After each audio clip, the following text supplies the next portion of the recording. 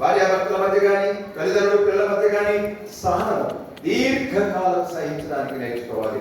అలాగే ఉద్యోగాల్లో ఇరుగు పొరుగు వారితో మనం కలిసి జీవిస్తున్నప్పుడు ఎంతో సహనం అవసరం, ఎంతో ఓపిక అవసరం. సహనం అడగండి ప్రభా. నేను చెప్పాను కదా, 47 ఏళ్ళు మా వివాహ జీవితం. మొన్న 49లో కాలు వెళ్ళాము. నా ప్రార్థన ఏంటంటే, ప్రభా నా భార్యని ఎట్లా సహించాలో నాకు నేర్పండి, ఇంకా అధికంగా సహించడానికి, నా భార్యతో సహనంతో మెలగడానికి, ఎంత ఓపికతో మెలగడానికి నాకు నేర్పండి అని నేను ప్రార్థన చేసుకుంటాను.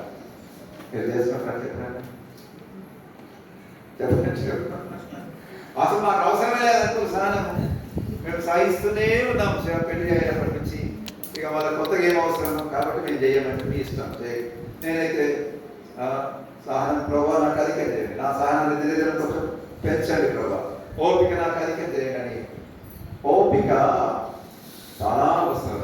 ప్రభు ఆకలి వరకు మనం కనిపెట్టుకుంటే ఈ లోకంలో ఓపికతో జీవించాలి, సహనంతో జీవించాలి. అది కాబట్టి ఒకసారి పరీక్షించుకుందాం. భార్యాభర్తల మధ్య ముందు సహనం ఉందా? ఇదంతా కుటుంబ సమస్య కదా. ఒక్కసారి భార్యాభర్తలు పరీక్షించుకుందాం. ఎంత సహనం, సహనం ఎప్పుడు అవసరం? ఏమండి మీరు ఎంత చక్కగా ఉన్నారండి అన్నప్పుడు సహనం అవసరం. ఏ మనిషి ఆయన విధంగా నీలాంటి వల్ల నేను నా జీవితంలో చూడలేదు అని అన్నదనుకో భార్య పొరపాటు, అప్పుడు సహనం అవసరం. అట్లా నా తల్లి థ్యాంక్ యూ అమ్మా, ఎంత మంచి విరుదిచ్చావు నాకు, ఎంత మంచిగా నాకు పూలమాల వేసామని అక్కడ సహనం చూపించాలి. అక్కడ సహనం కానీ అంతా మెచ్చుకున్నప్పుడు, అంతా బాగున్నప్పుడు సహనం కాదు. ఒకరు తిట్టినప్పుడు, దూషించినప్పుడు, అవమానపరిచినప్పుడు అక్కడ సహనం అవసరం. యేసు ప్రభువును తాగుబోతాడు అన్నారు, తెగిపోతున్నారు, దయాలు పట్టినాడు యేసు అన్నారా? యేసు ప్రభు మరి ఆయన సహించాడు. ఆయన యేసు ఆయన దేవుడు కాబట్టి సరే ఆయన పక్కకు పెడతాం. పౌలు జీవితం చూస్తే ఎన్ని శ్రమలు, ఎంత భయంకరమైన అనుభవం ఉంది. ఆయన వెళ్ళాడు. మీరు ఇంటికి వెళ్ళి చదవండి, రూమ్లోకి వెళ్ళిన తర్వాత మధ్యాహ్నం కొరింథీ పత్రిక ఎక్కడుంది ఆయన శ్రమల లిస్ట్ అంతా. పౌలు అనుభవించిన శ్రమల లిస్ట్ ఎక్కడుంది? 2వ పత్రిక 11వ అధ్యాయంలో ఉంటుంది. 2వ పత్రిక 11వ అధ్యాయంలో దావీదు రాజు అయినప్పుడు, రాజు అయిపోయి కొడుకు తిరుగుబాటు చేస్తారు కదా. ఏ కొడుకు చెప్పండి? అబ్షాలోము. అప్పుడు దావీదు పారిపోతుంటాడు, వెళ్ళిపోతుంటాడు. అప్పుడు ఒకడు వస్తాడు, షిమ్యోను అనేవాడు వస్తాడు. చీ దుర్మార్గుడా, చీ నరహంతకుడా అంటాడు. ఎవరిని? దావీదు రాజును. వాడు అంటాడు చీ చీ చీ అని 2 సార్లు అంటాడు. అప్పుడు దావీదు ఏం చేసిండు? తర్వాత ఏం చేయలేక ప్రకారం తల నరకాలి, ఎగరేయాలి, పక్కకుంటాడు. సరి ఎక్కువ రాజా వాడు నిన్నొచ్చి అంటున్నాడు ఏంటి, ఒక్క దెబ్బతో తల నరికేస్తానంటాడు. అరే బాబు, నా కొడుకే నన్ను తిరుగుబాటు చేశాడు, నా కొడుకే నన్ను తిరుగుతున్నాడు, దేవుడు వాడిని అట్లా తిట్టమని చెప్పాడే రా బాబు, దేవుడే అనుమతించాడు, మీకెందుకు అయాన్ని సహించాడు. అది యేసు ప్రభువే కాదు, భక్తులు కూడా సహించిన వాళ్ళు. యోబు ఎంత శ్రమలు సహించాడు. కాబట్టి పిల్లల సహనం అనేది చాలా ప్రాముఖ్యమైనది. మనము ఎంత ఎక్కువగా సహనం నేర్చుకుంటే దేవుడికి అంత మహిమ కలుగుతుంది. అది మొట్టమొదటి. రెండవది, ప్రేమ ఏం చూపిస్తుందట? దయ చూపించదు. ఈ లోకంలో దయ లేదు.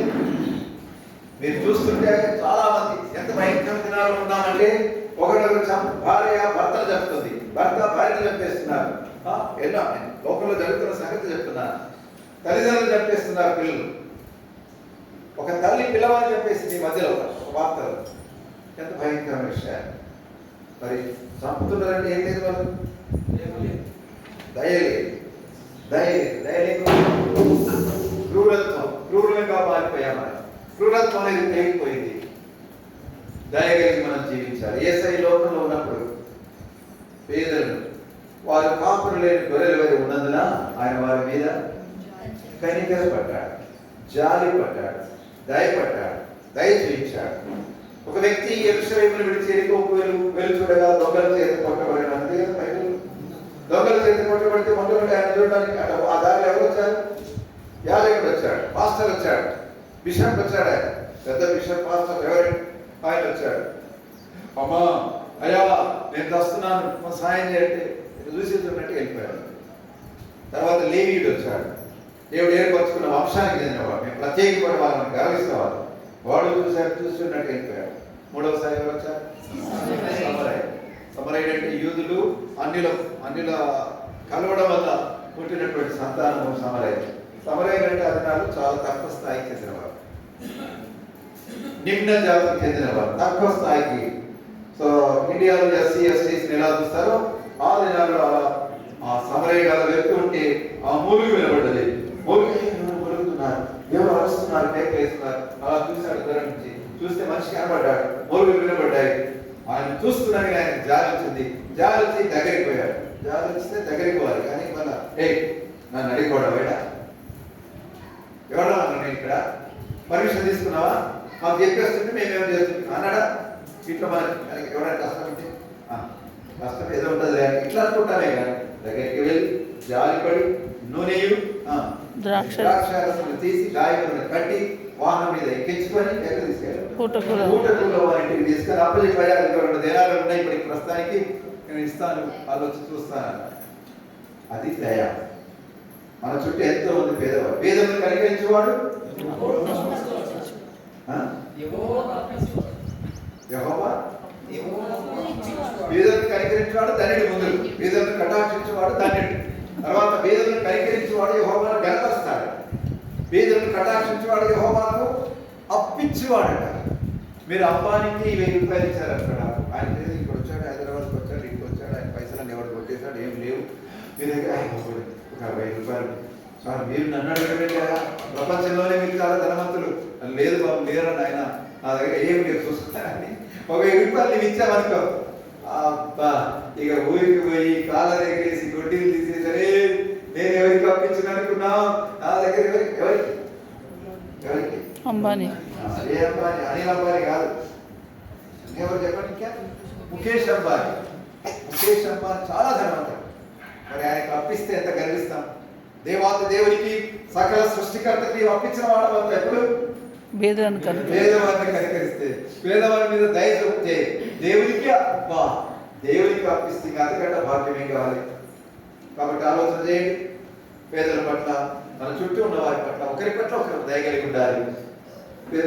ఎఫెసీ 4:32 చివరిలో మీరు కరుణామృదయులై ఒకరే ఒకరు దయ కలిగి ప్రభునందు దేవుని క్షమించిన ప్రకారం మీరు ఒకరొకరు క్షమించుకోండి అని అంటుంది. అది 2వ మాట. 3వ మాట చూడండి, ప్రేమ మత్సర. మత్సరం అంటే ఏంటి? చెడ్డ కళ్ళు. మత్సరం అంటే అమ్మా చెడ్డ కళ్ళు. చెడ్డ కళ్ళు. చెడ్డ కళ్ళు. ఓ వెరీ గుడ్. ఎక్కడుంది? మత్సరం అంటే చెడ్డ కళ్ళు అని మార్క్స్ వార్త 7వ అధ్యాయం 23-24 వచనాల్లో కింద ఫుట్ నోట్స్ లో ఉంటుంది. మత్సరం అని పైన ఉంటే కింద చెడ్డ కళ్ళు. చెడ్డ కళ్ళ కళ్ళకు వస్తుంది కదా, కళ్ళకు వచ్చిన వాడి కళ్ళ ఎలాగైతే కదా, అట్లా కాదు, ఆ కళ్ళు కావు, అది చెడ్డ కళ్ళు కాదు.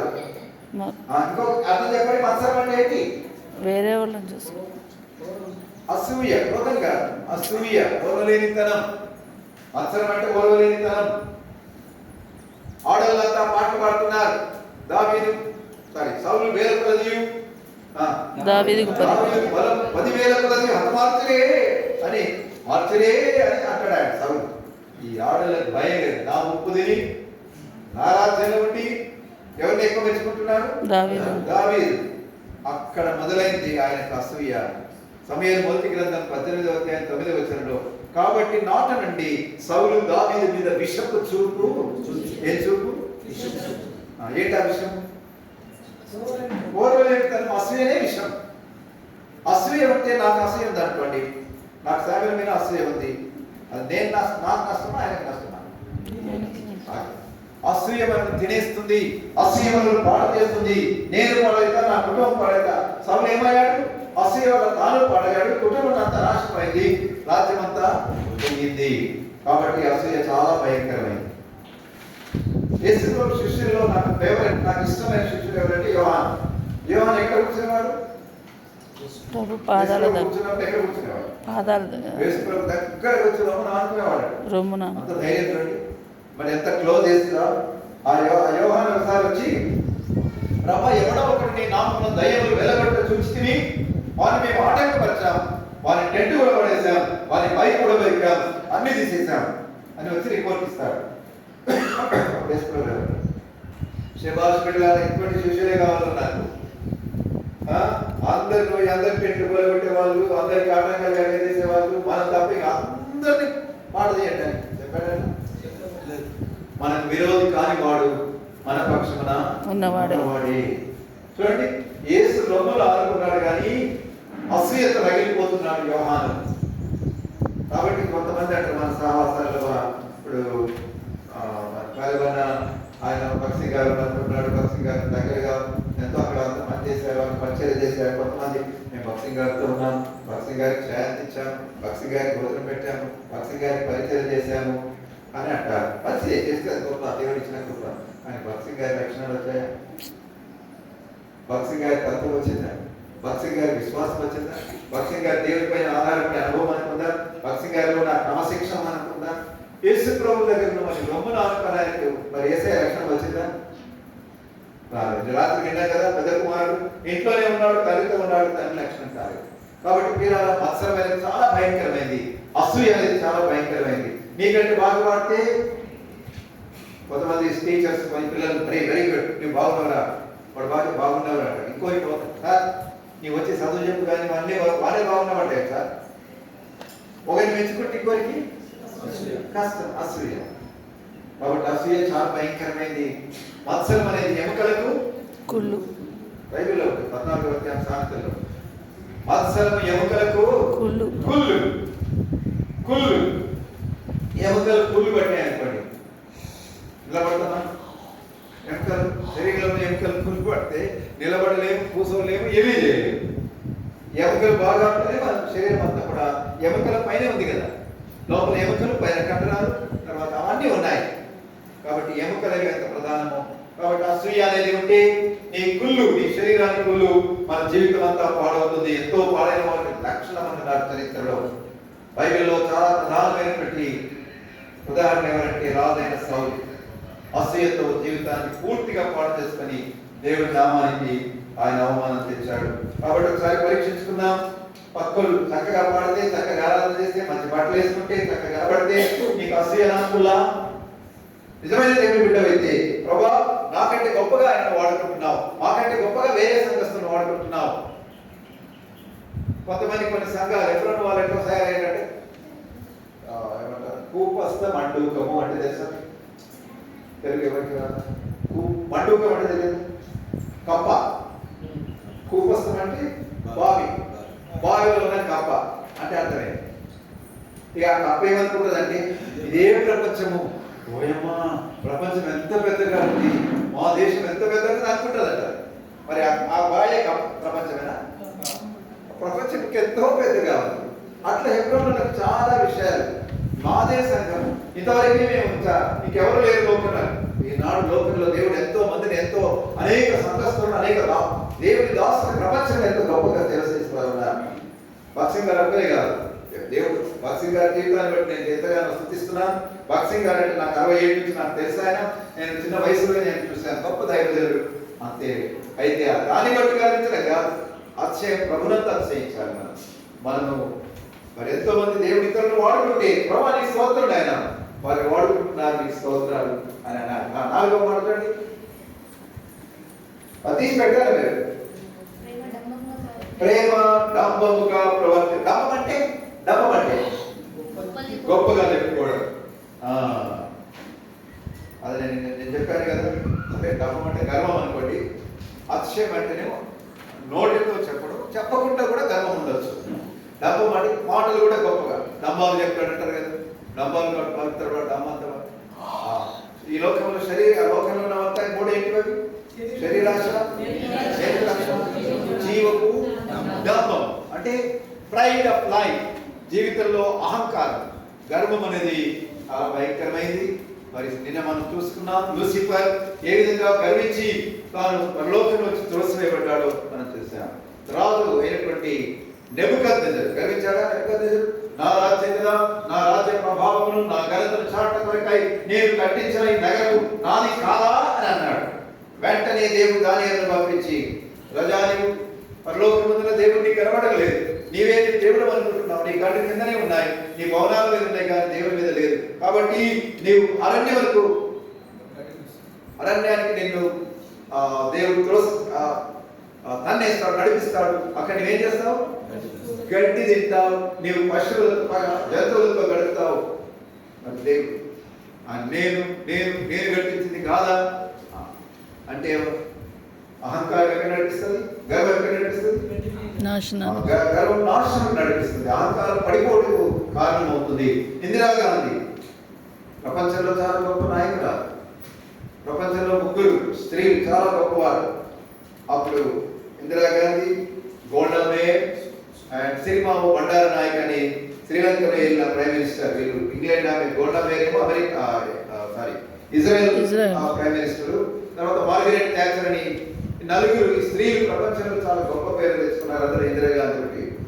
ఇందిరాగాంధీ కోర్టు ఆమె ఎన్నిక చెల్లలేదని అలహాబాద్ హైకోర్టు చెప్పింది. ఆమె రాజీనామా చేసే బదులు ఏం చేసింది? ఎమర్జెన్సీ విధించింది.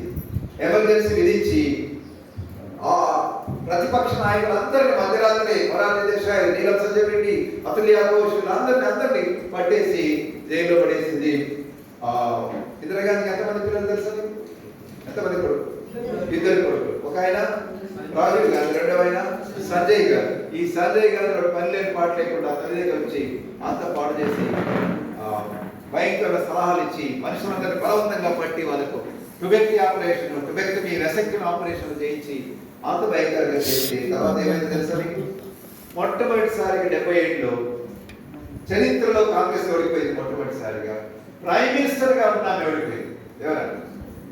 ఇందిరాగాంధీ. ఆమె ఏమో తెలుసా? ఆమెలో ఉన్న గర్వం, ఆమెలో ఉన్న అహంకారం 2 ఏళ్ళు దేవుడు ఆమె పక్కకు నెట్టేశాడు. తర్వాత మళ్ళీ తిరిగి వచ్చిందనుకోండి అధికారంలోకి. సో ఎవరినైనా దేవుడు శిక్షిస్తాడు. గర్వించిన వారు ఎవరినైనా కూడా మనం అహంభావం ఉంటే అవమానానికి లోనవుతాం. కాబట్టి గర్విష్టంగా డంబాలు పలికి వారిగా మనం ఉండకూడదు. రాత్రి నేను చెప్పాను, అయ్యే గడ్డిని ఎలా మార్చుకోవాలి? పోగా మార్చుకోవాలి. హీరోలుగా ఉన్న మనం జీరోలుగా మారాలి. అది తర్వాత మాట అది ఉప్పొంగదు. ఉప్పొంగదు అంటే ఎగిరెగిరి పడడం. పాలు పొంగుతుంటాయి కదా, మామూలుగా ఉండి అలా పొంగుతుంటాయి. కొన్నిసార్లు చూడకపోతే పొంగి బయటపడిపోతాయి. సో గర్వము అతిశయం దాదాపు ఒకటే అనుకోండి. కానీ గర్వం కొన్నిసార్లు అంతరంగంలోనే ఉంటుంది, అతిశయం మాత్రం కనబడుతుంటుంది అన్నట్టుగా. నేను ఇది చెప్పాను కదా, జ్ఞానితన జ్ఞానం బట్టి, శూరుడితన శౌర్యం బట్టి, ఐశ్వర్యవంతుడితన ఐశ్వర్యం బట్టి అతిశయింపకూడదు. ఇక 3 గంటల లోకల్ ఏమున్నాయి? ఒకటి జ్ఞానము, ఒకటి శౌర్యము, ఒకటి ఐశ్వర్యం. ఒకటి ఈ 3 కంటే ఇంకేమైనా అవసరం? ఈ 3 జ్ఞానం ఉంది, ఐశ్వర్యం ఉంది, డబ్బు ఉంది, తర్వాత బలం కూడా ఉంది. ఇక అన్నీ ఉన్నట్టే కదా. కానీ దాన్ని బట్టి అతిశయం. ఏమన్నా దేని బట్టి అతిశయించాలట? భూమి మీద కృప చూపుచు నీతి న్యాయములు జరిగిస్తున్న యెహోవాను నేనే అని పరిశీలనగా గ్రహించి తెలుసుకోవటం వలన అతిశయించు. దేని బట్టి అతిశయపడుతున్నా? మన ప్రభుత్వ అతిశయం అనేది చాలా భయంకరమైంది. కాబట్టి మనము ప్రగల్భాలు పలకకూడదు. గొప్పగా మనం చెప్పుకోవడము, అతిశయపడడం అనేది. అతిశయించేవాడు ప్రభుని బట్టి అతిశయించు. మళ్ళా నిన్న విన్నా, మళ్ళా దేవుడు 2 సార్లు చెప్తారంటే ఎంతో ప్రాముఖ్యమని అర్థం. 2 సార్లు ఒక విషయాన్ని ప్రస్తావించిన దేవుడంటే అది ఎంతో ప్రాముఖ్యం. కాబట్టి దేని బట్టి కూడా అతిశయపడాలి. పౌలు అంటాడు కదా, ఫిలిప్పీ పత్రిక 3వ అధ్యాయంలో నేను అతిశయించాలంటే ఆయన గొప్ప లిస్ట్ ఇస్తాడు. నేను ఎబ్రీ వంశంలో పుట్టాను, బెన్యామిన్ గోత్రంలో ఉన్నాను, నేను ఎలాంటి వాడిని ఇలా ఇలా ఇలా ఇలా నేను ఇవన్నిటిని కూడా క్రీస్తు యేసు యొక్క శ్రేష్టమైన జ్ఞానం కొరకు వాటిని ఎలా ఇచ్చారట? పెంటగా ఇచ్చాడట. ఆయనకున్న వరాలన్నీ కూడా, ఆయనకున్న క్వాలిఫికేషన్స్ అన్ని కూడా పెంటతో సమానం. నా ప్రభు యొక్క అతి శ్రేష్టమైన జ్ఞానం నిమిత్తం అంటాడు. మా నాన్న మేస్త్రి పని చేసేవాడు, ఆయనకు చదువు లేదు. మా అమ్మ 9 ఏళ్ళ వయసులోనే మా అమ్మను దేవుడు తీసుకున్నాడు. తర్వాత మా నాయన పెళ్లి చేసుకున్నాడు. స్టెప్ పెద్దలు ఉండదనుకోండి. సో మా ఇంట్లో అప్పటికి మా నాన్న చాలా కష్టపడి పనిచేసేవాడు. చదువు లేకుండా చక్కగా తెల్లటి మంచి కట్టుకొని చక్కగా నీట్గా దయలై మా వెనక రూములోకి వెళ్ళి మోకాల మీద వెళ్ళి ప్రార్థన చేసుకొని తన పనికి వెళ్ళేవాడు అన్నట్టుగా. చదువేమీ లేదు. దేవుడు ఆయన గొప్ప ఆశీర్వదించాడు. ఆర్థికంగా మా దేశం ఆనాడు జడ్చర్లో మా ఊరిలో మాకొక్కరికే 2 అంతస్తుల భవనం ఉన్నది ఆ దినాల్లో. ఆ తర్వాత మా దేవుడు కనికరించి మా నాయన ఇంకా ఎక్కువ ఆర్థికంగా ఆశీర్వదించాడు. 9 మంది పిల్లలు, మేము 6, మా స్టెప్ మదర్ 3. అందరినీ చదివించే ఆర్థిక స్తోమత వరకు ఉన్నది మా నాయనది, కానీ అందరూ చదువుకోలేదు. నేను ఒక్కరి మాత్రమే చదువుకున్నాను, కష్టపడ్డాను, ఎంఏ చేశాను, జూనియర్ లెక్చర్ అయ్యాను, డిగ్రీ లెక్చర్ అయ్యాను, డిగ్రీ కాలేజ్ ప్రిన్సిపల్ అయ్యాను. సో ఆశ్రయించాలంటే ఎన్నో విషయాలు ఉన్నాయి. జడ్చర్లో డిగ్రీ కాలేజ్ ప్రిన్సిపల్ అయింది నేను, ఎంఏ మొట్టమొదటిగా చదువుకున్నది నేను, ఇంకా ఎక్కువ అనేక దేశాలు తిరిగింది నేను. ఇవన్నీ ఆశ్రయించడానికి ఎన్నో ఉన్నాయి. కానీ దేవుని పిల్లగా ఏ ప్రభు యొక్క జ్ఞానం నిమిత్తము ఇదంతా వెంటగా చెత్తగా ఎంచుకున్నాడు వస్తున్న పౌరులు. కాబట్టి దేని బట్టి అతిశయం ఒకసారి పరీక్షించుకో. నీ ప్రభునంత అతిశయిద్దాం, ఆయన శిలువను బట్టి అతిశయిద్దాం. ఆ తర్వాత చూడండి ఇక్కడ, స్వప్రయోజనమును విచారించుకొనదు. స్వప్రయోజనం అంటే స్వంత మర్యాద స్వప్రయోజనం అది కాదు.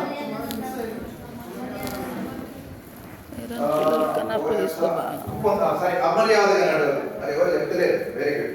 అమర్యాదగా నడవదు. ప్రేమ గలవారు ప్రభు యొక్క కల్వరి ప్రేమ, శిలువ ప్రేమను రుచించిన వారు ఎవరి జీవితాలలో కూడా అమర్యాదగా నడవకూడదు, అమర్యాదగా మాట్లాడకూడదు.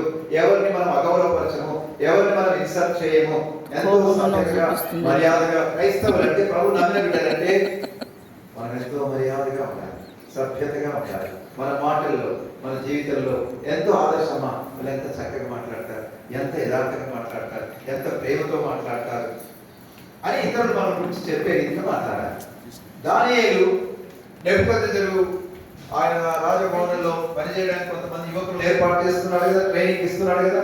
ట్రైనింగ్ ఇస్తున్నప్పుడు దానియేలుతో పాటు ఎవరెవరు ఉన్నారు? షద్రక్, మెషక్, అబేద్నెగో నలుగురు ఉన్నారు. ఆ రాజు గురించే భోజనాన్ని వాళ్ళు పెడుతున్నారు. ఆ భోజనం ఆ యొక్క విగ్రహాల దగ్గర పెట్టి ఆ తర్వాత వీళ్ళకి ఇచ్చేవాళ్ళు. దానియేలు తెలిసింది. దానియేలు నిష్ఠగల యూద వంశంలో పుట్టినవాడు, జీవగల దేవుడిని యెహోవాను నమ్మినవాడు దానియేలు. ఆ రాజు ఆ యొక్క నపుంసక అధిపతి దగ్గరికి వెళ్ళి, అయ్యా దయచేసి ఏమన్నాడు? దయచేసి అంటే మర్యాదలో మాట్లాడతారు, మర్యాద లేదు. మర్యాదలో నోటికి దయచేసి, ప్లీజ్ అంటారు కదా ఇంగ్లీష్లో, ప్లీజ్. పిల్లలకు ఏమన్నా ఇయ్యనప్పుడు తల్లిని నియర్గా అది అంటే అప్పుడు ప్లీజ్ వస్తున్నారు. Mummy please, mummy mummy please, mummy please mummy. సరే అప్పుడే కాదు, ఎప్పుడైనా ప్లీజే రావాలి. అన్ని పరిస్థితుల్లో ప్లీజ్. ఆయన అన్నారు, సార్ ప్లీజ్ మాకు ఈ భోజనం వద్దండి, రాజు భోజనం వద్దండి. ఏం కావాలి బాబు మరి మీకు? సార్ మాకు జస్ట్ కూరగాయలు ఇచ్చేసి నీళ్ళు ఇచ్చేయాలి. మనకి భయమైంది ఆయన కష్ట ఆయన. అరే బాబు మీరు సస్తే మీకు ముఖాలన్నీ వాడిపోతే నేను వస్తారా, నా తల ఎగురు వస్తుంది. రాజు వచ్చి మిమ్మల్ని చూస్తే పిల్లలు ఇట్లుండే పిల్లలు ఇట్లున్నా సార్, మీరు 10 రోజులు పరీక్ష చేయండి సార్, 10 రోజులు దయచేసి పరీక్ష చేయండి. అట్లా 10 రోజులునా చేయండి సార్. అప్పుడు కూరగాయలు ఇచ్చారు, నీళ్లు తాగారు, అంతే. ఆ తర్వాత ఎవరి ముఖాలు ప్రకాశించినాయి? దానియేలు వీళ్ళ ముఖాలు వాళ్ళకంటే ప్రకాశించినాయి. అప్పుడు ఆ యొక్క నపుంసక అధిపతి చూసి ఆశ్చర్యపడ్డాడు. ఆ విధంగా దానియేలు రాజు గురించి భోజనం భుజించుటకు తన హృదయంలో భుజించకూడదని నిశ్చయించుకున్నాడు. ఒక స్టాండ్ తీసుకున్నాడు. తాను ఎంతో మర్యాదగా మాట్లాడు. వాళ్ళ తర్వాత రాజు దగ్గర కూడా వెళ్తాడు. రాజా దయచేసి ఏమంటారు? రాజు శాసనం ఏమంటారు? రాజు శాసనం తీశాడు కదా, ఆ దేశంలో ఉన్న జ్ఞానులంతా కూడా చనిపోవాలన్నారు. ఎందుకని? రాజు కనబడ్డది. ఆ కనభావం ఎవరు చెప్పలేదు. చెప్పకపోతే రాజు కోపం వచ్చి 10 మంది మీకు చెప్పకపోతే మొత్తం దేశంలో ఉన్నందరూ చంపేమన్నాడు. వాడు తిక్కరాదు. అందరూ ఏడుగురున్నారు. ఎవరున్నారు? రాజు. ఆ వార్త వచ్చి వాడు చెప్పాడు అన్నట్టుగా, అదే బాబు మీరు అందరూ చంపేస్తాడు. రాజు ఏం సార్ ఇంత త్వరగా ఇంత అర్జెంట్ ఏంటి? ఏమైంది? ఏ సార్ అంటే ఇట్లా అయింది. మరి రాజు కలబడేది చెప్పావు, బాబు ఎవరు చెప్పలేదు, మాకు తెలియదా? నీవు కళ చెప్పు, మేము బాబు చెప్తామన్నారు. టైం ఎక్కువ వేస్ట్ చేస్తే తల నరికేస్తాను. కళ మీరే చెప్పాలి, బాబు మీరే చెప్పాలి. వాడు తిక్కగా మాట్లాడుతున్నాడు. ఇక వాళ్ళు ఏం చేయాలి? అయ్యా లోకంలో మనుషులు ఎవరు చెప్పారు సార్, రాజా పరలోకంలో ఎవరైనా దూతలు వస్తే చెప్తారు కానీ మనుషులు ఎవరైనా చెప్పారు అని అంటారు. ఇక చివరికి దానియేలుకు ఆ వార్త తెలిసినప్పుడు ఆ అధిపతితో అంటాడు, అయ్యా కొంచెం టైం ఇవ్వండి, రాజు దగ్గర వెళ్ళడానికి అవకాశం ఇవ్వండి అంటే ఎంతో జ్ఞానయుక్తంగా ఎంతో మర్యాదగా మాట్లాడి లోపలికి వెళ్ళి రాజుతో సార్ టైం ఇవ్వండి సార్ అంటాడు. రాజు ఆశ్చర్యంగా మనసు మారిపోతుంది. ఇస్తాడు, టైం ఇస్తాడు. ఆ టైం లోపల 3 స్నేహితుల దగ్గర దేవుడి వైపు చూద్దాం, ప్రార్థన చేద్దాం. దేవుడి ఈ కరభావాన్ని మనకు తెలుపుతాడని మోకరించి వాళ్ళు ప్రభుత్వం స్తుతించి ప్రార్థన చేసినప్పుడు దేవుడు ఆ కరభావాన్ని చెప్పాడు. ఇక్కడ దానియేలు ఎంత మర్యాదగా, ఎంత సభ్యతగా, ఎంత సంస్కారంగా ఉన్నాడని చెప్తున్నాను. కాబట్టి మన జీవితాలలో మనం ఎంతో జాగ్రత్తగా మాట్లాడాలి, మర్యాదగా మాట్లాడాలి, మర్యాదగా ప్రవర్తించాలి. మీరు హడ్సన్ టేలర్ అని విన్నారు, గొప్ప దైవజనుడు, చైనా దేశానికి వెళ్ళి మిషనరీగా సేవ చేశాడు. ఒకసారి ఆయన ఓడ ఎక్కడానికి లైన్లో నిలబడ్డారు. సముద్రం ఒడ్డున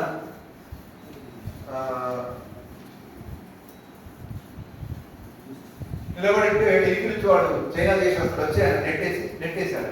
నేను ముందుకు పోతాని నెట్టేసి ఆయన కింద పడ్డాడు. కింద పడితే అంత బురద అంటే హడ్సన్ టేలర్ ఏమన్నా హడ్సన్ టేలర్. ఒకవేళ మనం ప్లేస్లో ఉన్నాం అనుకో, అరే కళ్ళు కనబడుతున్నాయా, ఏం సంగతి, ఎవడరా నీవు, నేను ముందుంటే నన్ను నెట్టి వస్తున్నా. హడ్సన్ టేలర్ మాట కూడా రాలేదు. బాబు నీవే ముందు పోదని చెప్పాడు. అక్కడ ఓడ రాయి సార్ వాడు రాకూడదు, వాడు ఎట్లా వస్తాడు అని వాడిని ఎక్కనియడు. ఒక్కొక్క బాబు ఎక్కనియడు, హడ్సన్ టేలర్ అంటున్నాడు. మర్యాదగా అంత మాట, బాబు నీవే ముందురా బాబు. చూడండి ఎంత అవమానం జరిగిన సభ్యతా సంస్కారాన్ని వదలలేదు. అలా మన జీవితాల్లో కూడా మనం ఎంతో మర్యాదగా మాట్లాడాలి, మర్యాదగా ప్రవర్తించాలి. మరి ఆ తర్వాత స్వప్రయోజనములు విచారించుకున్నది. స్వప్రయోజనం అంటే సొంత ప్రయోజనం. నేను, నా భార్య, నా పిల్లలు, నా మనుమలు, మేమే ఉండాలి, మేమే. మన భక్తిలో కూడా స్వార్థం. వినంటే నేను ఒక మాట చెప్తాను, ఇంగ్లీష్లో చెప్తే బాగుంటుంది కానీ తెలుగులో కూడా చెప్తాను. ముందు ఇంగ్లీష్లో చెప్తాను, ఇంగ్లీష్ వచ్చినట్టు వినండి. ఒక ఆయన ఇక్కడ ప్రార్థన చేస్తున్నాడు. Oh Lord, bless me, my wife and our 2 children. We are 4 and no more. అంటే అర్థం ఏంటంటే, ఓ దేవా నేను నా భార్య ఇద్దరము, మాకిద్దరు పిల్లలు, మొత్తము నలుగురు. ఇక 5వ వ్యక్తిని జీవిస్తావా? ఒప్పుకోం సార్. ఈ లోకంలో మా నలుగురిని మాత్రమే జీవించు. మీ దీవెనల మూట దీవెనల మూట దేవుడు మన ఇంటి మీద వేయాలనుకున్నాడు అనుకోండి. దీవెనల మూట బట్టి దేవా మా ఇంటి మీద వేయాలంటే బిడ్డ రెడీగా ఉన్నాను అని కొంచెం గురి తప్పాడు దేవుడు. ఏమైతే ఇంతసేపా పక్కోళ్ళ ఇంటి మీద పడుతుంది. నా పని చేస్తే ఒప్పుకోం ప్రభు, మాకు లేకున్నా పర్వాలేదు కానీ పక్కోళ్ళకు ఉంటే మాత్రం మేము ఓర్చుకోము, సహించండి. ఇది మన భక్తి, ఇది మన దినంలో అపాయకరమైన కాలంలో వచ్చిన తెలుస్తున్నాము. ఏదైనా మనుషులు స్వార్థప్రియులు, ధనాపేక్షలు, బింకములు ఆడవారు, దేవుని కంటే ఎక్కువగా సుఖానుభవమును ప్రేమించువారు. చేద్దాం. మరి స్వప్రయోజనం విచారి. గొప్ప గొప్ప భక్తులు వారు తమ స్వప్రయోజనం విచారించుకోలేదు. దేవుని కోపం వచ్చింది. మోషేతో మాట్లాడుతున్నాడు. మోషే 10 సార్లు వెళ్ళా మాట వినలేదు. నేను కథం చేస్తాను మోషే, ఒక్క దెబ్బతో కథం చేస్తాను, నిన్ను గొప్పగా చేస్తానంటే నేను ఒకవేళ మోషే స్థానంలో అంటే లేదు ప్రభుత్వం త్వరగా చేసి వాళ్ళందరూ అందరికి కథం చేసి అప్పుడు ఎవరు మిగులుతారు?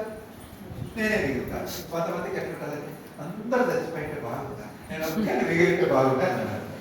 మీరు అందరూ ఊహించుకోండి, ఎట్లా అందరు చచ్చిపోయి ఒక్కరిని ఉన్నాం అనుకోండి, ఏం చేస్తాను? నీళ్ళు వస్తావా? నేను ఎవరితో మాట్లాడాలి, నేను ఎవరితో చర్చించాలి, కానీ కోరిక మాత్రం అందరు కావాలి, నేను బతకాలి. మోషే ఏమన్నాడు? ప్రభా దయచేసి సర్వం చేయకయ్యా, వాళ్ళు నాశనం చేయకు నాయన, దయచేసి అవసరమైతే నీ గ్రంథంలో నుండి నా పేరు తీసి. ఎంత అద్భుతమైన భక్తుడు! అది ప్రయోజనం, మన స్వప్రయోజనం విచారించని జీవితం. పౌలు అంటాడు కొరింథీ 2వ పత్రిక 12వ అధ్యాయం 15వ వచనంలో, మీ కొరకు నాకున్నదంతా నేను త్యాగం చేశాను, సంతోషంగా ఇచ్చుకున్నాను అంటాడు. పిల్లలా మనకున్నదాంతో మనకే ఉండాలని ఆశ ఉందా? నీకున్న నలుగురికి ఇవ్వడానికి నేర్చుకుందాం. బావిలో నీళ్ళు చేస్తుంటే ఏమైతాయి? పోతు నీళ్ళు వస్తాయి. ఓ బావిలో ఒక సంవత్సరం అంతా నీళ్ళు చేతికి వాడకపోతే పాడైపోతాయి. దేవుడు మనకి ఇచ్చింది నలుగురికి ఇవ్వడానికి నేర్చుకుందాం. స్వప్రయోజనమే కాదు, నన్నే దీవించి, మమ్మే దీవించి, ఇంకెవరిని దీవించచ్చు ప్రభాని ప్రార్థన చేయను కాదు. ప్రభా మా చుట్టుపక్కల వారిని అనేకులు రక్షించుకోండి, అనేకులు దీవించండి, ఆరోగ్యాన్ని ఇవ్వండి, ఆనందాన్ని ఇవ్వండి.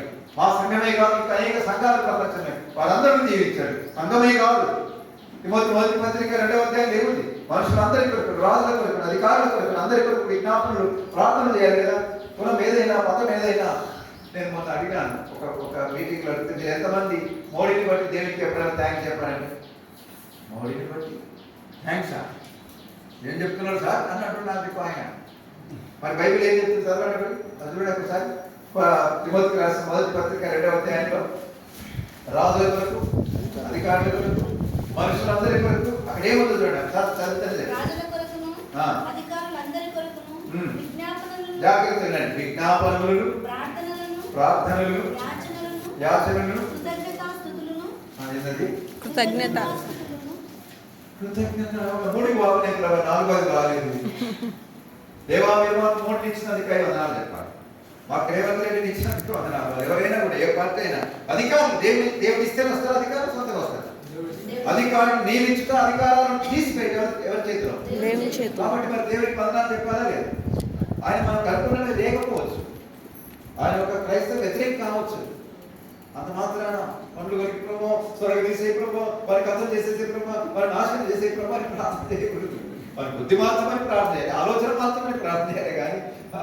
కాబట్టి దేవుని కారణంగా శత్రువులను కూడా ప్రేమించి వారి కొరకు కూడా మనం ప్రార్థించే వారంగా ఉండాలి. ఇతరుల క్షేమానికి కొనేవారంగా ఉండాలి, స్వార్థపరంగా ఉండకూడదు. ఒప్పుకుందాం ఈ ఉదయకాలన్న ప్రభావ నారాయణ స్వార్థం ఉంది ఆయన, ఇతరులు పిలిచిన ఆలోచనలు దైవ క్షమించమని అడుగుదాం. ఆ తర్వాత ఏం చూడమ్మా, త్వరగా కోపపడదు. కోపపడే అనే ఆట ఒలింపిక్స్ లో పెడితే ఇక్కడ మనందరినీ పిలిచి మీరు కూడా పాల్గొనంటే అందరు గోల్డ్ మెడల్ మనకే, సిల్వర్ మెడల్ మనకే, బ్రాంజ్ మెడల్ మనకి, అన్ని మెడల్ మనకే వస్తాయి. అర్థమైతే నవ్వుతున్నారు, అర్థం కాదు, ఏదో ఏదో చెప్తారు.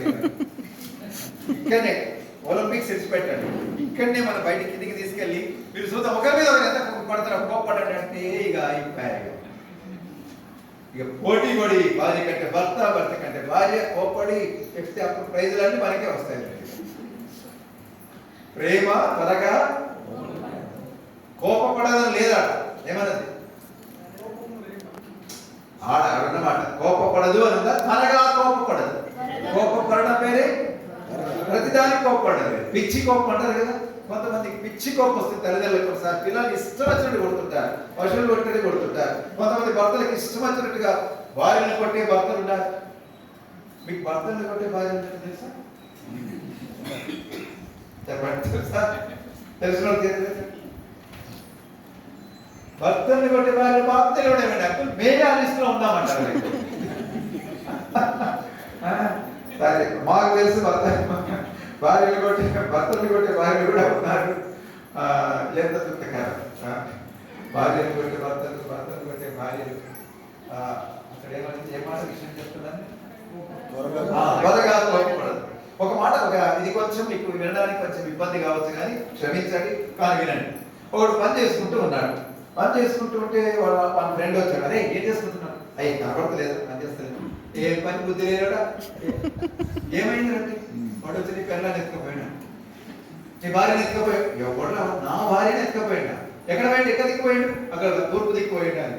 ఇక వీడు పనులని పరిగెత్తి పెట్టి పరిగెత్తి పరిగెత్తి పరిగెత్తి ఎక్కడ పోయినా తూర్పుకే రాకుండా తూర్పు దిక్కు పోయి పోయి పోయి పోయి అలసిపోయి చెట్టు కింద. అయ్యి నా పెళ్ళే కాదు కదా.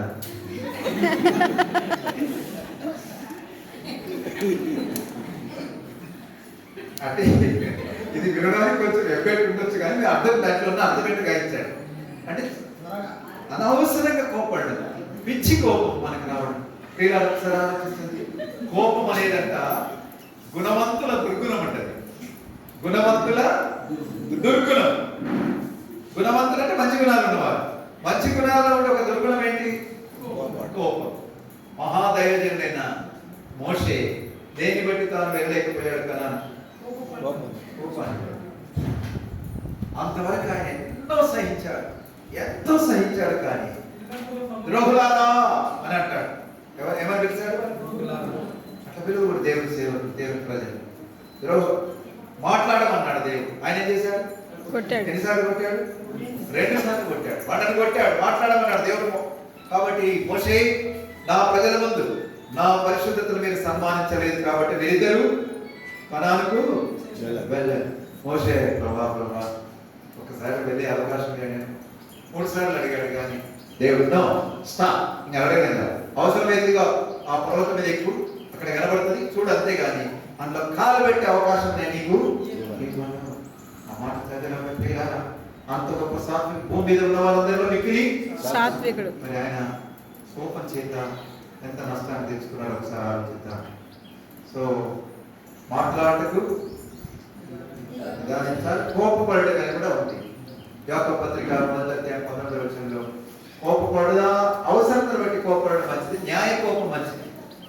ఏసే కోపడ్డాడు చాలా సందర్భాలు. వేషధారులారా అన్నాడు, వాళ్ళంతా కూడా ఆలయాన్ని ఏం చేసేవారు, పాడు చేస్తారు. దొంగలు మార్చినప్పుడు కొరడా తీసుకుని కొట్టాడు, కోపడ్డాడు.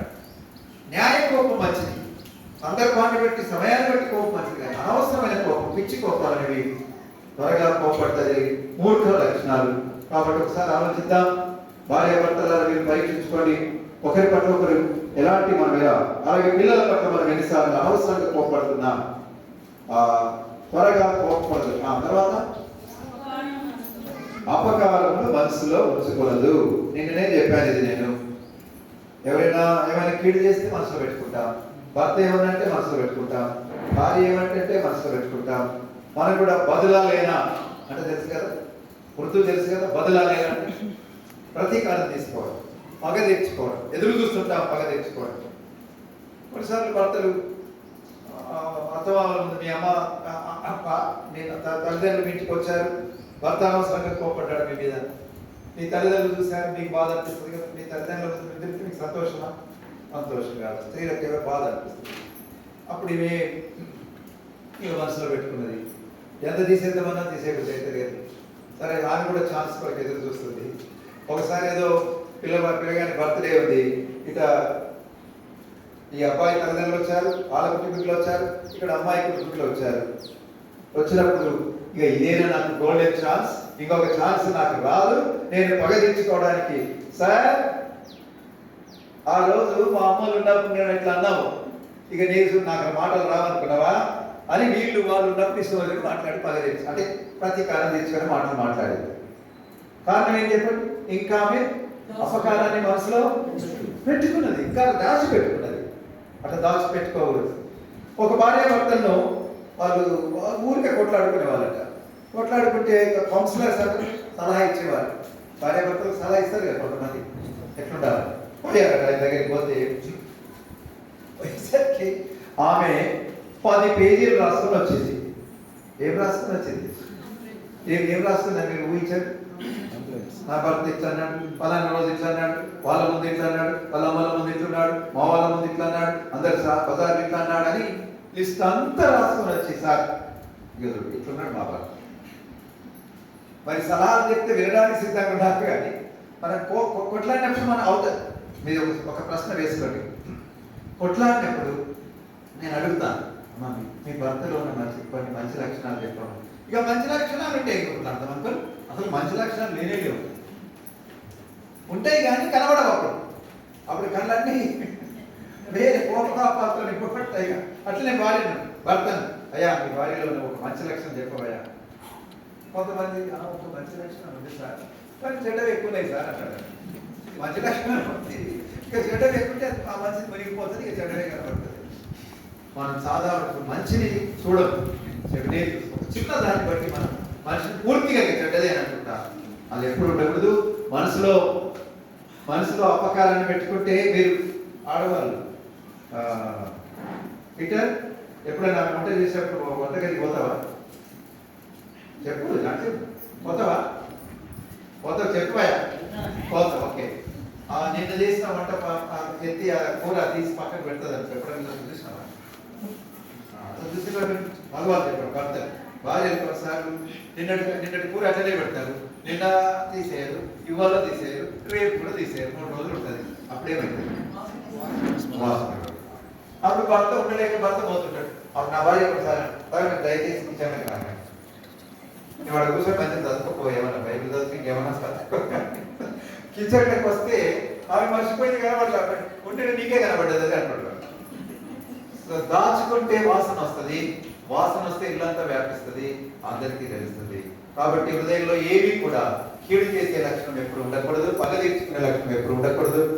ప్రేమ అపకారంలో మనసులో ఉంచుకోవాలి. ఆ తర్వాత దుర్నీతికి విషయమై పడదు. ప్రేమ కలిగిన వారు ఎప్పుడు కూడా చెడు పనులు ఎందుకు సంతోషించారు, చెడు మాటలు ఎందుకు సంతోషించారు, చెడు చూపులు ఎందుకు సంతోషించారు. ఒక్కసారి హోషేయ గ్రంథం చూడండి. హోషేయ గ్రంథం దానియేలు తర్వాత ఉండే హోషేయ గ్రంథం 7వ అధ్యాయం 2వ వచనం నేను చదువుతున్నాను వినండి. హోషేయ 748వ పేజ్, 748వ పేజ్ 3వ వచనం 7వ అధ్యాయం. వారు చేయి చెడుతనమును చూచి రాజు సంతోషించును. ఎక్కడ రాజు మనగాడు ఉన్నాడు. ప్రజలు చెడుతనం చేస్తుంటే రాజు ఏం చేస్తున్నట్ట? శభాష్ బిడ్డ. వారు కళ్ళలాంటి అధిపతులు విని సంతోషిస్తారట. ఆఫీసర్లంతా ఈ రాజులు ప్రజలు చెడుతనం చేస్తుంటే శభాష్ అని చప్పట్లు కొడుతున్నారట. మనం కూడా కొన్నిసార్లు మేనమామ వచ్చాడు అనుకోండి. మేనమామ వస్తే తల్లి ఎత్తుకొని రే మేనమామ వాడు తప్పుతాడు. వెరీ గుడ్ బిడ్డ, మంచిగా అని చేతులు కొడుతూ చప్పట్లు కొడుతుంటారు. మరి అది మంచిదేనా? అట్లా నేర్పడం. దాన్ని బట్టి మనం ఒక చెడు పని చేస్తుంటే సంతోషిస్తున్నాము. మరి ప్రేమ దుర్నీతి యందు ప్రేమ కలిగిన వారు ఎవరు కూడా ప్రభు ప్రేమ కలిగిన వారు చెడ్డ వాటి సంతోషించారు. ఒక పాస్టర్ అంట, ఒక ఆయన వాళ్ళ చర్చిలో ఉన్న ఎల్డర్కు యాక్సిడెంట్ జరిగి కాలు ఎరిగిందని పార్టీ తెలిసిందట. తెలిస్తే అప్పుడు ఆయన అంటున్నాడు, నేను ఎప్పుడు కౌన్సిల్ మీటింగ్ పెట్టినా నాకు వ్యతిరేకంగా మాట్లాడేవాడి మనిషి, బాగా జరిగింది అందుకనే కాలు ఎరిగింది, వెరీ గుడ్ కాలు ఎరిగిందని సరిపోతే సపోర్ట్ కోరుకుంటున్నాడు ఆయన.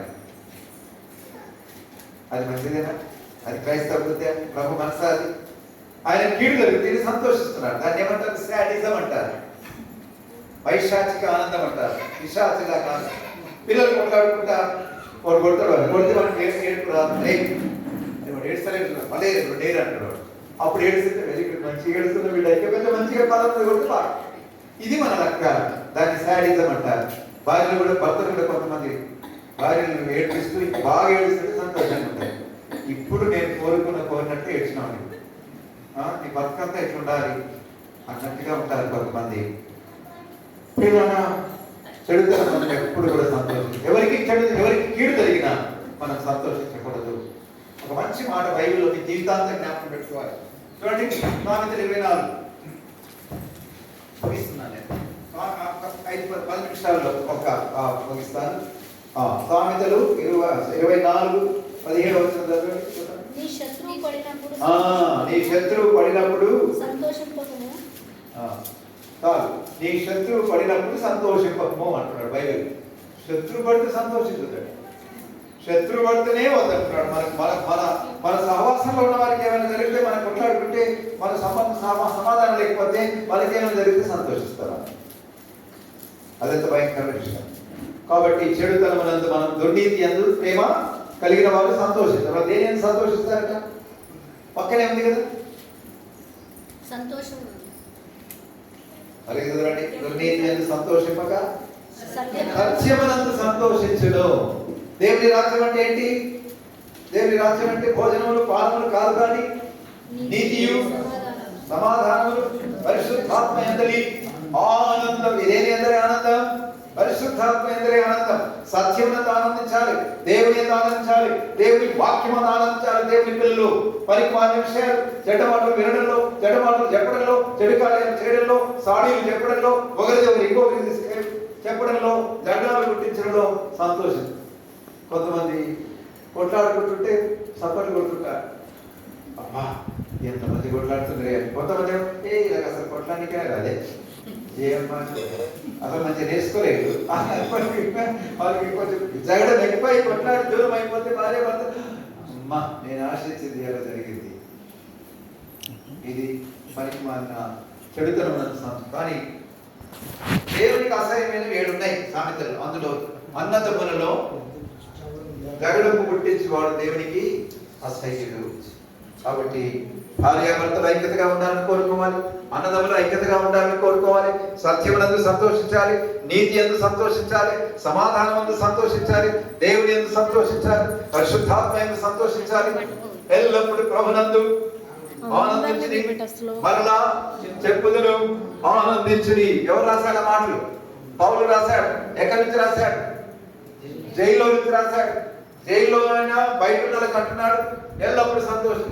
అసలు లెక్క ప్రకారం ఎవరైనా బయట ఉన్న వాళ్ళు జైలు ఉన్న దగ్గరికి పోయి ఇవేమి ఇక్కడ బెయిల్ నుండి బయటకు తెస్తామన్నారు. నేను బెయిల్ ఇప్పిస్తా మీకు సంతోషించను అనాలి. కానీ చీకటి గదిలో కూడా వేయబడి సౌకర్యాలు లేనటువంటి పౌలు బయట ఉన్న వారికి అంటున్నారు, మీరు ఎల్లప్పుడూ ప్రభునందు ఆనందించుడి, మరలా చెప్పుదును ఆనందించుడి, మీ సహనమును సకల జనులకు తెలియబడనీయుడి, దేవుని గురించి చింతపడుకుడి, ప్రతి విషయమైనంతగా ప్రార్థన విజ్ఞాపనల చేత కృతజ్ఞతాపూర్వకంగా మీ విన్నపములు దేవునికి తెలియచేయుడి. అప్పుడు సమస్త జ్ఞానములకు మించిన దేవుని సమాధానం మీ హృదయములకును మీ తలంపులకును కావలి ఉండను. కాబట్టి దేవుని పిల్లలంగా దుర్నీతి ఎంత సంతోషించకూడదు, కానీ సత్యమందు దేవుని యందు దేవుని వాక్యమందు. కీర్తన మొదటి కీర్తన చూడదు ఇక్కడ 2వ వచనం. మొదటి కీర్తన 2వ వచనం.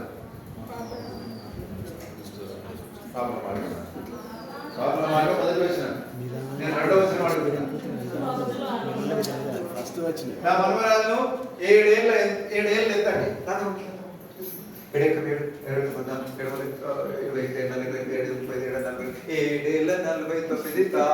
ఇప్పుడు విను అని అంటారు.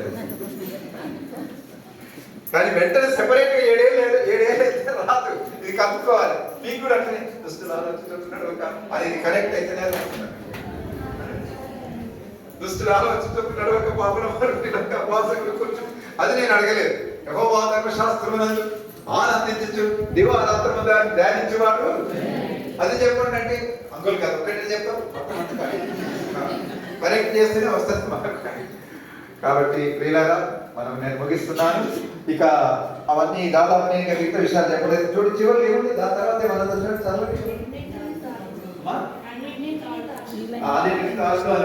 అవన్నీ ఉన్నాయి. ఓపికలో వచ్చేసినాయి, సహనంలో వచ్చేసినాయి. 11వ వచ్చిన వరకు 8వ వచ్చిన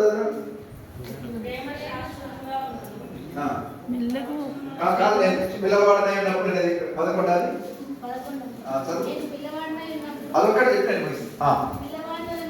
పిల్లవాడనైనప్పుడు పిల్లవాడి వల్ల మాట్లాడింది, పిల్లవాడి వల్ల తలచితిని, పిల్లవాడి వల్ల యోచించితిని, పెద్దవాడనై పిల్లవాడి చేస్తలు మానివేసితిని. ఇప్పుడు నా వయసు ఎంత అని చెప్పిన నేను 74, 75లో ఉన్నా. 74 నిండినాయి. నేను బయట పిల్లలతో ఆడుకుంటూ అన్ని పిల్లలు చేస్తే మీరు చూశారనుకోండి. ఒకసారి డిగ్రీ కానీ ప్రిన్సిపల్ అని చెప్పినావు, దేశాలు తిరిగినని చెప్పినావు, 74 ఏళ్ళు అన్నావు. ఈ చేసలు చూస్తే అన్ని పిల్లలు చేసలే ఉన్నాయా? అప్పుడు నేను వయసుకు తగినట్టుగా ప్రవర్తించినట్టుందా? నా వయసుకు, నా హోదాకు, నా స్థాయికి తగినట్టు నేను ప్రవర్తించాలి. అట్లా మనం అంతా కూడా మన వయసుకు తగినట్టుగా ప్రవర్తించాలి. చిన్నప్పుడు అంతా కూడా పిల్లలు చేశాం. పిల్లలు కొట్లాడుకుంటారు, అలుగుతారు, సలుగుతారు, గురుగుతారు. ఈనాడు అందరూ కూడా మనం కూడా ఎవరైనా ఏమైనా గద్దిస్తే, ఎవరైనా మనం బుద్ధి చెప్తే వంటకు పొట్టపడా కొరికి కనలేదు. ఒక సేవకుడు కానీ, ఒక బోధకుడు కానీ, ఒక పెద్ద కానీ, అమ్మా అలా ఉండదమ్మా, జాగ్రత్తగా ఉండాలి, నువ్వు చేసే తప్పమ్మా అన్నారు అనుకోవాలి. సంతోషిస్తారా? అంకుల్ మళ్ళీ ఒకసారి చెప్పని చెప్పి అంకుల్ అంటారా? ఇంకోసారి కాలు పెడితే వెంట అంకుల్ జాగ్రత్త, మా ఇంటికి రావద్దు, ఎవరైనా వేరే ఇంటికో, మేమే దొరికినామా చెప్పడానికి అని అంటున్నారా? నీతిమంతుడి కొట్టుట నాకు ఆశీర్వాదకరం, దైవాభిషేకం. మరి మనం ఎవరైనా పెద్దవారు గర్దిస్తే మనం సంతోషించాలి. థ్యాంక్ యూ అంకుల్ అని చెప్పాలి. నాలో ఉన్న లోపల నాకు కనబడలేదు, ఎత్తి చూపిన అంకుల్, జాగ్రత్తగా ఉంటాను అంకుల్ అని. ఆ విధంగా మనం మరి పిల్లలు చేస్తారు మానాలి. పిల్లలు ఏం చేస్తారు? అలుగుతారు. పిల్లలు ఏం చేస్తారు? సలుగుతారు, దూరం ఉంటారు, ఒకసేపు కొట్లాడుకుంటారు అనుకోని మొదలు. ఈనాడు చాలా మంది సనగడము, కొనగడము, అలగడము ఇవన్నీ చేస్తారు. ఇవన్నీ పిల్లలు చేస్తారు. మాకెవరు మమ్మల్ని పలకరించలేదు, మేమెందుకు రావాలి? మాకు ప్రాముఖ్యత లేదు, మేమెందుకు రావాలి? మాకు గుర్తింపు లేదు, మేమెందుకు రావాలి అని సహవాసానికి దూరమే వాళ్ళు కొంతమంది ఉంటారు. మాట్లాడుకునే వాళ్ళు కొంతమంది ఉంటారు. ఒక ఆమె ఎదురుగా కనబడుతుంది నీకు, ఆమె నీ దిక్కు చూసినట్టు నీకు అనిపిస్తుంది. కానీ ఆమె అంజాన్ కొడుకు విన్నారు ఎప్పుడు? అన్నా అంజాన్ కొడుకు పోతున్నావు అంటారు. అంటే అంజాన్ అంటే చూసినట్టుగా వెళ్ళిపోతున్నావా, నా దిక్కు చూస్తున్నావు కానీ నేను చూడనట్టే చేస్తున్నావు అని అంటారు. మనకు అట్లా అనిపిస్తుంది కొన్నిసార్లు. వాళ్ళని చూస్తున్నట్టు అనిపిస్తుంది కానీ వాళ్ళు మనం గమనించాలి. ఇక అవతల బాధపడతారు. చూసినావా నన్ను చూసుకుంటా కావాలని తగ్గించుకుంటా ఇక నేను కూడా అట్లా చేస్తాను. మనకు ఒకసారి చూసినట్టుగా బుద్ధిపూర్వకంగా చేయగానే అలా ఉంటుంది. కాబట్టి జాగ్రత్తగా అలగడం మానండి, సనగడం మానండి, తప్పులు పట్టడం మానండి. ఇవన్నీ పిల్లలు చేస్తారు ఇవన్నీ. విశాల హృదయం కలిగి ఉందాం, ప్రభు ప్రేమతో నింపబడిందాం, దేవుని మాటలను మన హృదయాల్లో భద్రం చేసుకుందాం. నీకు ఎన్ని వరాలున్నా, నీకెంత జ్ఞానం ఉన్నా, నీకెంత ఆస్తున్నా, మీ సంఘానికి ఎంత పేరు ప్రఖ్యాతులున్నా కూడా ఏమి లేకపోతే వ్యర్థం, ప్రేమ లేకపోతే వ్యర్థం. కాబట్టి పిల్లరా, బోధిస్తున్నా, నన్ను నేను పరీక్షించుకుంటున్నా. అనేక సందర్భాల్లో దేవుని యొక్క స్టాండర్డ్స్ నేను రీచ్ కాలేకపోయాను. ఎన్నోసార్లు నేను పడిపోయాను, ఎన్నోసార్లు ఆయన దుఃఖపెట్టాను. అయితే వెంటనే దేవుడు మాట్లాడినప్పుడు వెంటనే నా పాపాన్ని ఒప్పుకొని ఆయన రక్తంలో కడగబడి దేవుడి దగ్గరికి రావడానికి దేవుడు నేర్పిస్తున్నారు. మనం ఎవరికో పరిపూర్ణం కాము. ఉన్నారు ఎవరైనా పరిపూర్ణ? ఎవరు లేరు. భక్తులు ఎంత గొప్పవారైనా భక్తికారులు కూడా మన ఎందులు ఉన్నాయి. అది మీకు నేను చెప్పడం కానీ ఎంతో గొప్ప భక్తులు, ఎంత గొప్పవారు. ఇప్పుడు మోషే బలహీనతలు చూసాం కదా, చివరికి ఏమైంది? కనానికి వెళ్ళలేకపోయాడు. సో అంత గొప్ప దైవజనుల ముందు అపాత్రుని ఎన్నికలేని నేను ఎన్నో బలహీనతలు కలిగిన వారిని, మనమంతా బలహీనతలు కలిగిన వారిని. కాబట్టి బలహీనత లేవని కాదు, ఒప్పుకుందాం. ప్రభా, నా బలహీనత ఉంది, నీవు నన్ను బలపరచండి.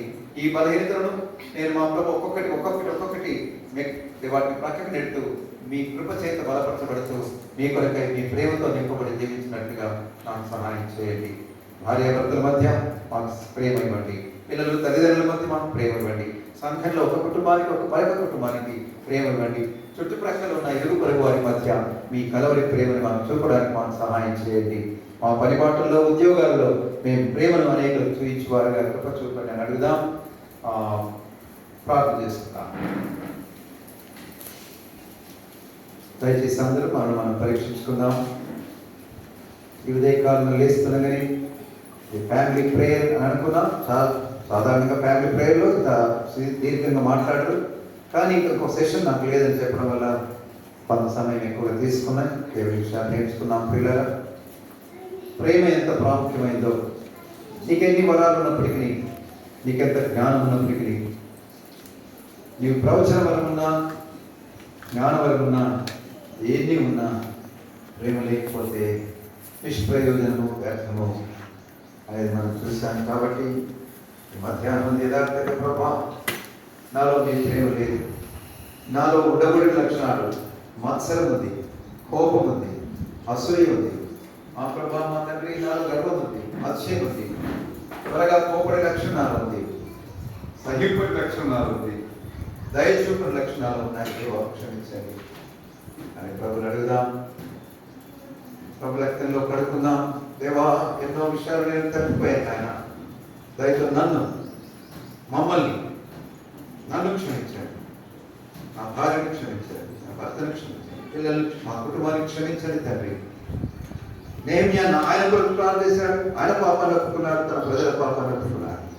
ఎజ్రా ఆయన పాపాన్ని ఒప్పుకున్నాడు, తన ప్రజల పాపాన్ని ఒప్పుకున్నాడు. అలాగే మనం వ్యక్తిగతంగా, కుటుంబంగా మన పాపాన్ని ఆయన సన్నిధిలో ఒప్పుకుందాం. ప్రభా, మీ ప్రేమ లేని వారంగా మేము ఉన్నాం, క్రూరంగా, కఠినంగా ఉన్నాం, అసూయతో, దేవా మా తండ్రి, మత్సరంతో, కలహంతో నిండిపోయిన వారంగా మేము ఉన్నాం. క్షమించే హృదయం లేని వారంగా ఉన్నాం. చెడ్డదాన్ని అని మేము సంతోషిస్తున్నాం. ప్రభా, దయతో ప్రభా, నన్ను మమ్మల్ని క్షమించని అడుగుదాం. పిల్లగా మంచిదే, ఈ సంఘానికి, మీ నాయకునికి ఒక మంచి ఆలోచన వచ్చింది, ఒక కుటుంబ సదస్సు పెట్టుకోవాలని. అందరూ బట్టి నేను ఎంతో సంతోషిస్తూ స్థుతిస్తున్నాను. అయితే ఎన్ని సదస్సులు పెట్టుకున్నా వ్యక్తిగతంగా మన జీవితాలను పరీక్షించుకోకుండా, మన లోటుపాటు ఆయన సన్నిధిలో ఒప్పుకోకుండా, ఒక నూతన తీర్మానంతో ఇక్కడి నుంచి వెళ్లకుండా ఉంటే దానివల్ల ఏం ప్రయోజనం లేదు. ఏదో మీటింగ్ పెట్టుకున్నామని సంతృప్తి ఉంటుంది, కానీ దానివల్ల ఏంటి ఆశీర్వాదం, ఎలాంటి మార్పు నాలో, మీలో, మనలో కలిగిందని మనం పరీక్షించుకోవాలి. అది దేవుడు చూసేది. దేవుడు మాట్లాడినప్పుడు యథార్థంగా ఒప్పుకొని విడిచిపెట్టాలి. ఇక అవి చేయకుండా ప్రభు సహాయాన్ని కొత్తగా కోరుకోవాలి. క్రొత్త మార్గంలో ఆయన ప్రేమతో నింపబడి ఆయన ప్రేమను అనేకులకు పంచుతూ ఈ లోకంలో జీవించడానికి తీర్మానం చేసుకుందాం. దయతో అందరూ, ప్రతి ఒక్కరు కూడా ఈ మాట విన్నవారంతా పరీక్షించుకుందాం. మన పతనాలు, మన బలహీనతలు, మన పాపాలను సన్నిధిలో ఒప్పుకుందాం. మన పాపాలను ఒప్పుకునేలా ఆయన నమ్మదగిన వాడు, నీతిమంతుడు కనుక ఆయన ప్రతి దుర్నీతి మనల్ని తప్పించి మనల్ని పవిత్రులుగా చేస్తాడు. కాబట్టి ఒప్పుకుందాం, విడిచిపెడతాం.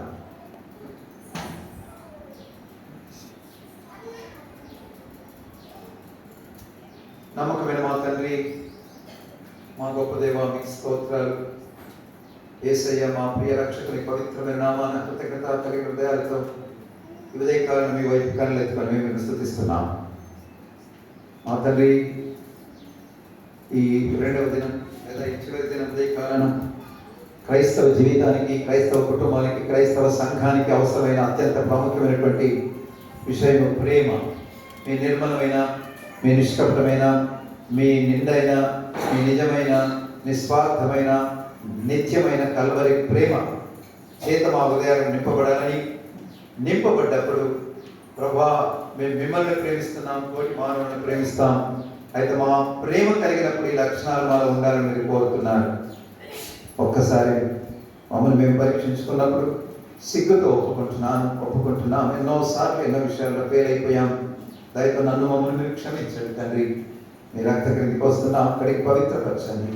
ఇక నుంచి అయినా జాగ్రత్తగా ప్రేమ ఉన్న ఈ లక్షణాలు మేము ఒకటొకటి పరిశుద్ధాత్మ దేవుడి సహాయం వలన మేము వాటిని పెంపొందించుకుంటూ ఈ లోకంలో ప్రభా మీ మహిమాత్మై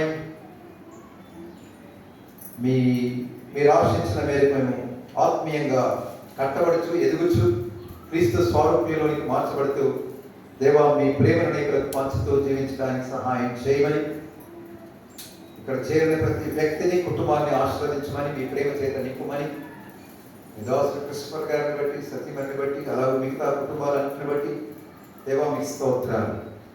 మా అందరిలో అద్భుతమైన ఐక్యత, ప్రేమానురాగాలు మీరు దయచేయండి. మమ్మల్ని చూస్తున్నప్పుడు అనేకులు మీరు దేవుని పిల్లల్ని సాక్ష్యం ఇచ్చే రీతిగా మేము బ్రతకడానికి కృపను గ్రహించమని దేవా, అయోగ్య నన్ను జ్ఞాపకం చేసుకుని 3 వర్తమానాలు మీ పక్షాన్ని నిలబడి అందించడానికి మీరు బలపరిచినందుకే మీ స్తోత్రాలు. ఎక్కడైతే ప్రభా నా మాటల్లో మిమ్మల్ని దుఃఖపెట్టానో దయతో క్షమించండి. ఒకవేళ అనవసరమైన మాటలు నా నోటి నుంచి వస్తే దయతో నన్ను మన్నించమని, మీ రక్త క్రిందికి వస్తుండగా అక్కడికి పవిత్రపరచమని, జాగ్రత్తగా మాట్లాడడానికి సహాయం చేయమని ప్రార్థిస్తూ మమ్మల్ని అందరినీ మీ కృపాభివృద్ధి నష్టాలకు అప్పచెప్పుకుంటూ యేసయ్య దివ్యనామమున అడుగుచున్నాము తండ్రి. ఆమేన్. అందరికి వందనాలు. Thank you very much. ముందే చెప్పాల్సింది పుష్పర్ గారికి, ఆహ్వానించినందుకు కాళీ గారికి, వారు మీ పక్షాన్ని నాతో మాట్లాడి అట్లా 2 రోజులు మీరు ఇలా పెట్టుకుంటున్నారు, మీకు వీలవుతుందా అన్నప్పుడు నేను ఫ్రీగా ఉన్నాను 2 రోజులు కాబట్టి సంతోషంగా ఉంటున్నాను. మిమ్మల్ని అందరినీ చూడడం చాలా సంతోషంగా ఉంది. ఆ దయతో మన్నించండి. మరి మేము దినమంతా ఉండలేం. తర్వాత బహుశా మరి అన్న చెప్తారు బహుశా రాసిన తర్వాత అట్లా మేము చివరి ఉండలేకపోతున్నాం అని చెప్పి కృతజ్ఞతలు. God bless you. ఏమైతే విన్నారో వాటిని హృదయాల్లో మరి ఏం చేసింది, పోసుకొనొచ్చు, భద్రము చేసుకున్నారు. మీ నగలు, మీ పట్టు చీరలు ఎట్లా దాచుకున్నారో అంతకంటే ఎక్కువగా దేవుడి మాటలు ఎక్కడ దాచుకోవాలి?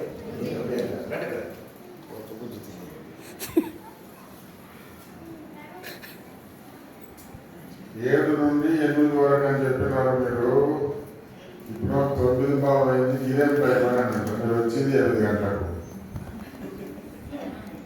సమయానికి వచ్చినప్పుడు 10 మంది వచ్చినారు. ఇంకా అందరు వచ్చేవరక 8 అయింది. కాబట్టి మీరు వచ్చిన టైం నుంచి ఇప్పటికి సమయం సరిపోయింది. దానికి సరిపోయింది. కాబట్టి అజకన్న గారు ఈ సంస్థ విద్యార్థుల మధ్య సేవ చేస్తారు. కాలేజీ విద్యార్థుల మధ్య, తర్వాత వాటిలో సేవ చేస్తారు. టీచర్లే పిల్లలకి టీచర్లే స్వార్థ చెప్పి మరి ప్రభు దగ్గర నడిపిస్తారు. లెక్చరర్లే వాళ్ళ కాలేజీలో పనిచేసి వాళ్ళ ప్రభు దగ్గర, అటువంటి సంస్థ ఇది మద్రాసులో ఆరంభమైంది. బక్సింగ్ గారితో సేవ చేసినటువంటి హార్వర్డ్ గారు ఇంకా మరి ఇది ఆరంభించినారు సంస్థ, మరి విద్యార్థుల సంస్థ. ఇప్పుడు మరి ప్రపంచం అంతట్లో కూడా మరి తాకింది. దాంట్లో అన్నగారు మొదటి నుంచి అజగన్ గారు ఈ సంస్థలో మరి లెక్చరర్గా చేస్తూ దీంట్లో సేవ చేస్తున్నారు. లెక్చరర్గా చేస్తూ చాలా సంఘాలు, చాలా దేశాలు తిరిగి సేవ చేస్తుంటున్నారు. ఆయన సమయం దొరికితే మరి మనం అడిగినప్పుడు దేవుని దగ్గర సమయం ఉంది కాబట్టి మన దగ్గర చిన్న చిన్న సమాజాన్ని కూడా రాగినట్టు ప్రోత్సాహం చేసినాడు. కాబట్టి ఇక్కడ అన్న కూడా చాలా బాధ్యత కలిగినటువంటి వ్యక్తి దీంట్లో ఈ సంస్థకి. అందుకొరకు అన్న ద్వారానే మనకి ఇప్పించినాడు. అంతా మాట్లాడితే అది మాట్లాడి మరి కోరికల కొరకు మనకి స్థలం దొరకడానికి వరకు అన్ననే మరి ఈ సంస్థ వారితో మాట్లాడి మనకి స్థలం ఇప్పించినాడు. కాబట్టి మరి అన్న మరి కృతజ్ఞత చెప్పాలా, సూచించాలి. తర్వాత ఇంకేమైనా కిందికి పోయి నాశనం చేయాలి. నాశనం చేసి ఇంకా ఆలోచన కూర్చోండి.